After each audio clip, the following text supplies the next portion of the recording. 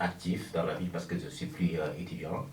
Et donc voilà, un ami à moi, c'est plus un associé Thomas. Donc actuellement, il nous regarde et il interviendra bien entendu avant la fin de cette émission.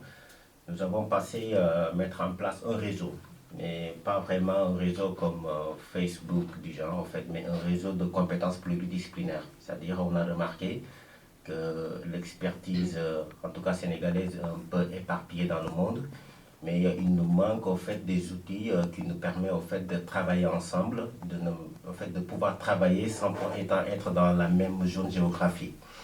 Donc, et puis aussi, quoi qu'on puisse dire, quand vous êtes étudiant, quand vous voulez passer au monde professionnel, les relations personnelles, professionnelles, ça vous permet au fait d'aller plus loin et ça vous permet aussi de réduire les risques au fait liés à l'entrepreneuriat si toutefois vous voulez vous lancer dans la création d'entreprise.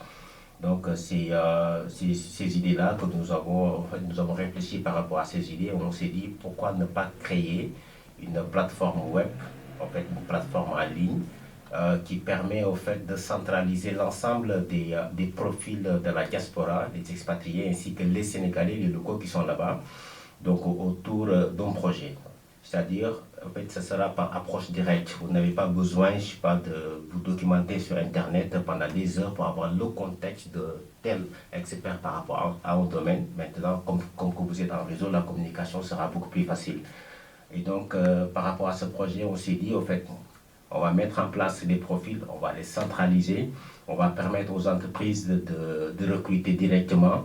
Donc, on va permettre aussi aux investisseurs de pouvoir consulter la plateforme et de voir les projets qui les intéressent et d'injecter leur argent dessus.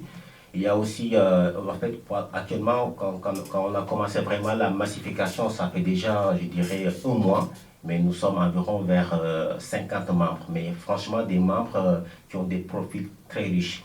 Et je tiens à le préciser, ça ne sera pas un réseau comme Facebook, ce sera un réseau de compétences pluridisciplinaires, c'est-à-dire que nous serons sélectifs par rapport aux adhérents.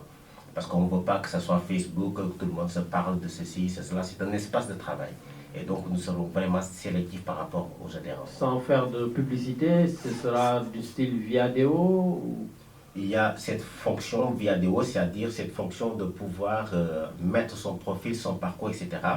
Mais il y a aussi des forums en ligne, des forums sur l'économie, sur la politique, sur la solidarité. Et à l'heure que je vous parle, on a lancé un projet qui s'appelle Scène Biblio. Il est dans la rubrique projet. En fait, c'est un projet qui permet de collecter un peu partout des livres en France pour venir en aide les écoles qui n'ont pas beaucoup de moyens au Sénégal. Donc, en fait, c'est des projets de ce genre-là qu'on va inciter en tout cas aux membres de participer. Et comment comptez-vous faire les démarches, on va dire, d'approche face aux futures entreprises qui vont recruter les membres? En fait, il y a deux espaces. Il y a un espace membre et il y a un espace partenaire. Parce qu'il y a des membres qui seront là, qui vont discuter. Il y aura des newsletters pratiquement chaque mois. Il y aura des compétences vraiment diversifiées. Maintenant, par rapport aux partenaires, eux, ce qui les intéresse surtout, c'est avoir une certaine visibilité. Et nous aussi, ça sera un espace qui nous permettra de dire aux membres, par rapport à votre compétence, voilà les opportunités qui s'offrent à vous. Et donc, non seulement on va travailler avec les entreprises privées, les ONG aussi, on compte travailler avec eux. Donc, pour l'instant, comme on est en phase de massification, il va falloir avoir plus de membres, en fait, pour que les gens puissent avoir de la confiance. Mais pour l'instant, nous avons déjà 3 partenaires, en l'occurrence la Société Générale, il y a PTEP, il y a Meco-Concept aussi, pour l'instant. Mais voilà, mais ça sera franchement, nous serons plus dans une phase d'amélioration continue. Et je profite de cette occasion pour lancer un appel à toutes les sociétés sénégalaises. Donc, et puis les sociétés aussi qui veulent lancer de l'expertise sur un réseau international. Voilà, je pense que la plateforme Africa Repère va les aider à atteindre nos objectifs. Mais en tout cas, j'espère que vous serez entendus parce que je rappelle à tous nos auditeurs que nous sommes écoutés partout dans le monde, je le dis modestement quand même, sur www.radiogalère.org. Nous avons de plus en plus des Sénégalais qui nous écoutent de partout. Vraiment, et d'ailleurs, je remercie Sidi, donc, qui travaille ici à la radio, le responsable.